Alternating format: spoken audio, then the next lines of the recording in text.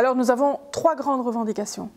La première, c'est de pouvoir négocier librement les salaires. L'Organisation internationale du travail dit que les salaires doivent être négociés librement par les organisations patronales et les organisations syndicales. Donc nous ne sommes pas contre le fait de nous comparer avec nos voisins, mais nous disons que ça doit être une base, une indication pour la négociation. Donc c'est une première demande forte que nous avons, laissez-nous négocier.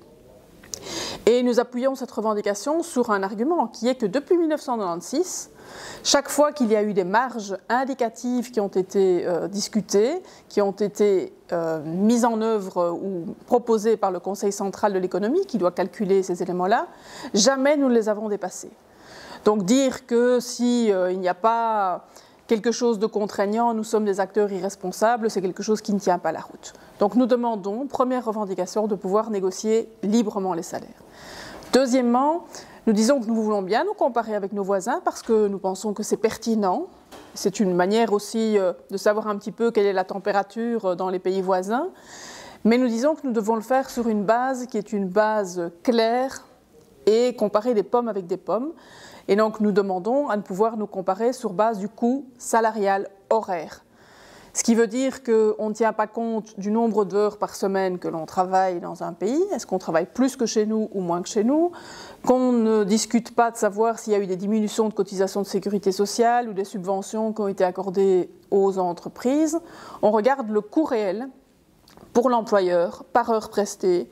Et ça, c'est une base qui nous semble être une base intéressante. Et puis la troisième grande revendication que nous portons, elle est de dire on peut concevoir qu'il y ait de la réglementation autour des salaires, que l'on compare avec les voisins et puis que l'on puisse négocier au niveau interprofessionnel dans un secteur et dans une entreprise. Mais alors nous demandons aussi une régulation des autres prix. J'ai évoqué tout à l'heure le prix des loyers et de l'habitat.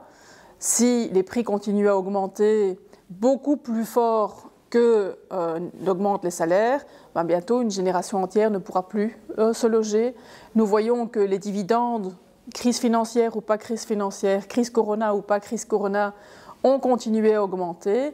Et donc ce 2 poids 2 mesures entre ce que l'on peut négocier comme organisation syndicale pour augmenter le salaire et donc le revenu disponible des travailleuses et des travailleurs et l'évolution des autres revenus, eh bien, il ne peut pas y avoir ce 2 poids 2 mesures.